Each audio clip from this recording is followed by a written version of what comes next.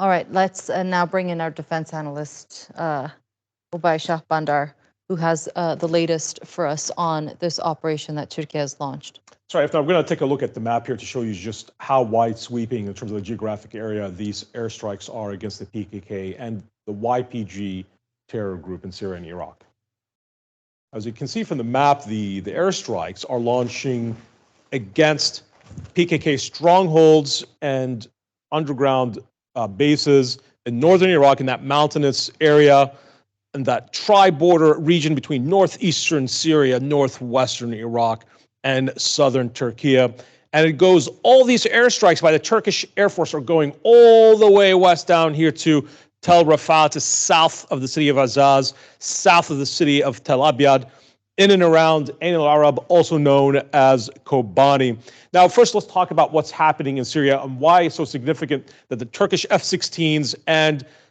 armed drones are launching these strikes against the PKK strongholds and its Syrian offshoot, the YPG, here in northern Syria. Now, in Tel Rafah, this is a stronghold of the YPG in the Aleppo countryside. The Russian military actually has a base in Tel Rafah, and the YPG has been able to use their military positions in Tel Rafah to launch cross-border raids and terror attacks into northern Syria, the part of northern Syria that's controlled by the Free Syrian Army, the Syrian opposition, and an area here in Afrin where the Turkish military also has a presence. So that enclave of Tel Rafah that's controlled by the YPG terror organization has long been a point of contention between Turkiye and the Russian military, which has a presence here, and the Russian Air Force also operates in the area. There's been a number of discussions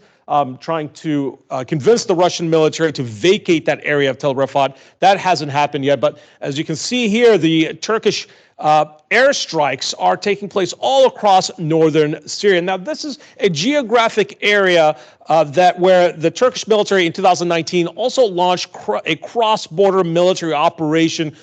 called Operation Peace Spring to push the PKK south of Tel Abyad, over 20 kilometers south of the Turkish border. But the PKK and the YPG still control territory in eastern Syria, and these smuggling routes from the province of Al-Hasaka and an area near Ain al-Arab into northern Iraq,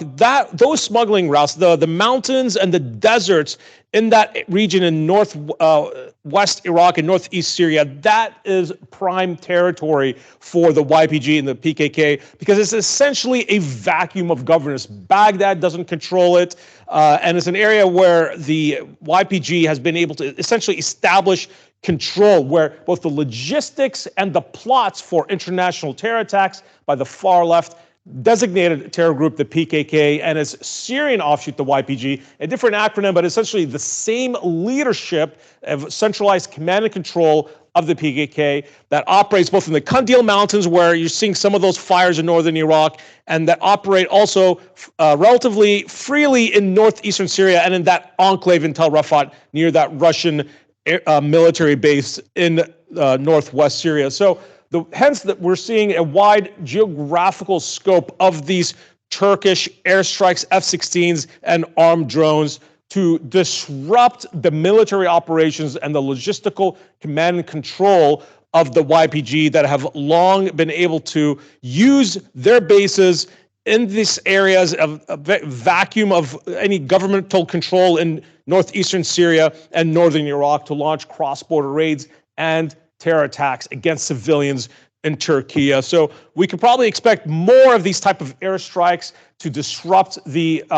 PKK operations. Again, we did see in 2019 a ground operation called Operation Peace Spring in northern Syria. That caused a significant amount of disruption to PKK operations, but they still control territory in northeastern Syria, and they're able to operate in the mountains, in the remote mountains of northern Iraq. So still a great deal amount of work to be done militarily. Back to you, Efnan.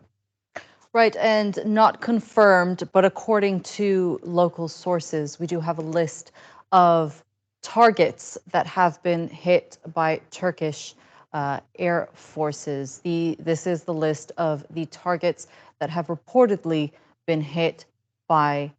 the Turkish Air Force, and this is according to local sources. Let's go to the ground now and speak to Obayda Hito, who's joining us live from Diyarbakir, a region close to where this operation was conducted. Obayda?